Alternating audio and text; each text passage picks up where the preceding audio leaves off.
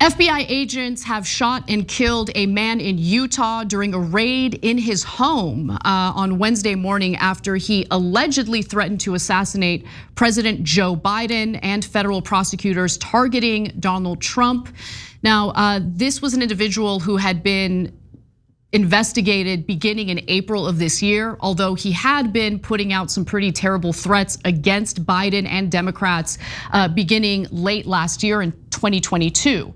Now, the suspect was identified in charging documents as Craig Robertson.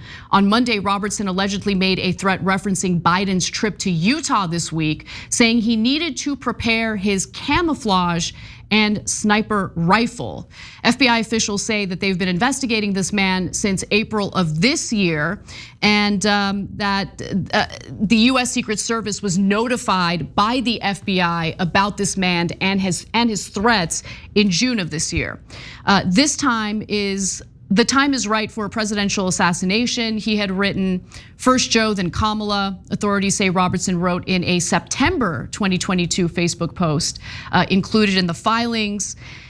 Now, in addition to allegedly making these threats and these posts, agents also say that Robertson suggested online that he was making plans to take physical action. And that's really where the difference is when it comes to these online threats. Online death threats are pretty common.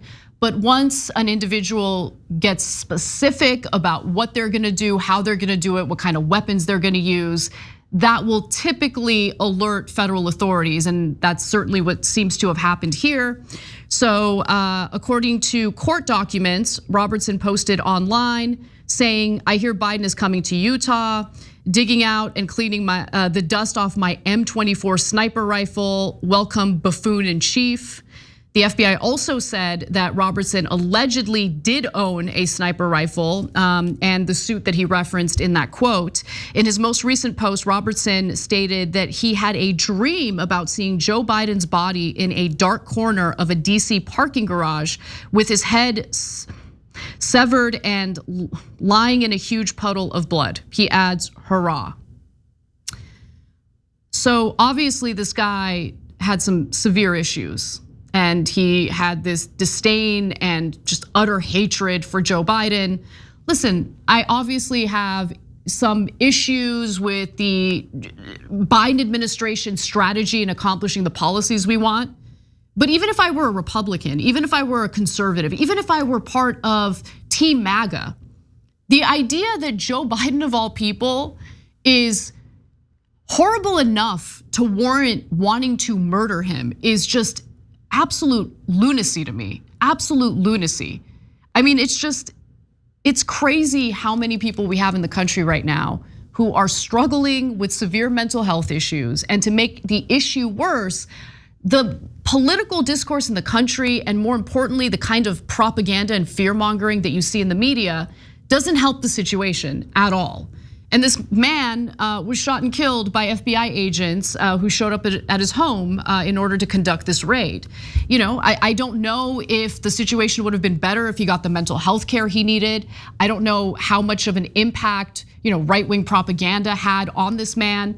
But this isn't the first person who has been inspired from his political ideology to potentially carry out acts of violence. There have been other instances of individuals who had carried out acts of violence as a result of their political beliefs. During the Trump administration, there was the guy who was sending pipe bombs to places like CNN and to Democratic politicians. There was the man who showed up to Nancy Pelosi's home and bashed her husband's head in with a hammer.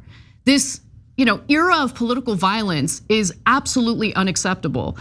But nonetheless, it wasn't just Biden and Harris that he threatened to kill.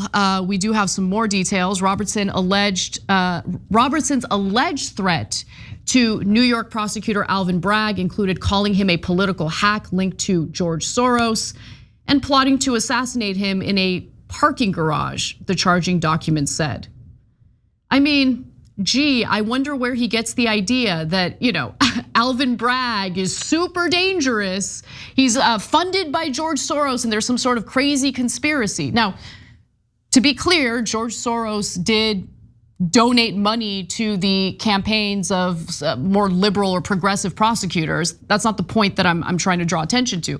But the point I'm trying to draw attention to is the fear mongering surrounding that, and how you'll oftentimes hear members of far-right media repeat these conspiratorial talking points over and over again.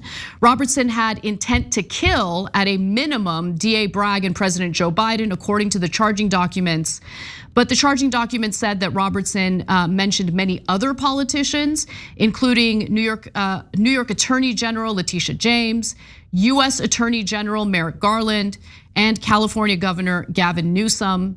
So all Democrats. Clearly this was politically motivated. Following the FBI's investigation, Robertson was charged with 3 felony counts, including interstate threats, threats against the President of the United States, and impeding and retaliating against federal law enforcement officers by threat.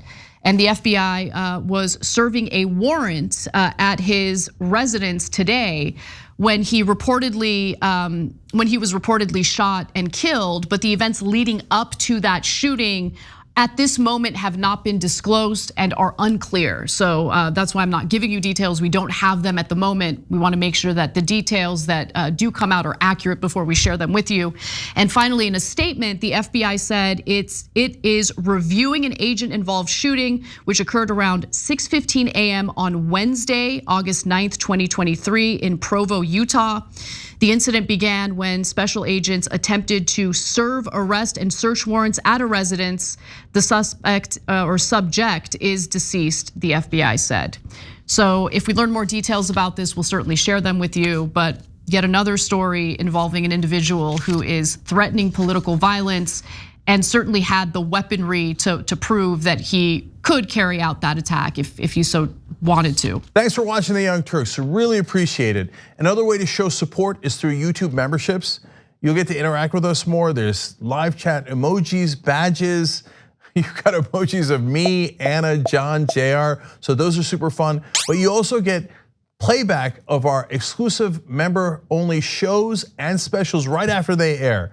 So all of that, all you gotta do is click that join button right underneath the video. Thank you.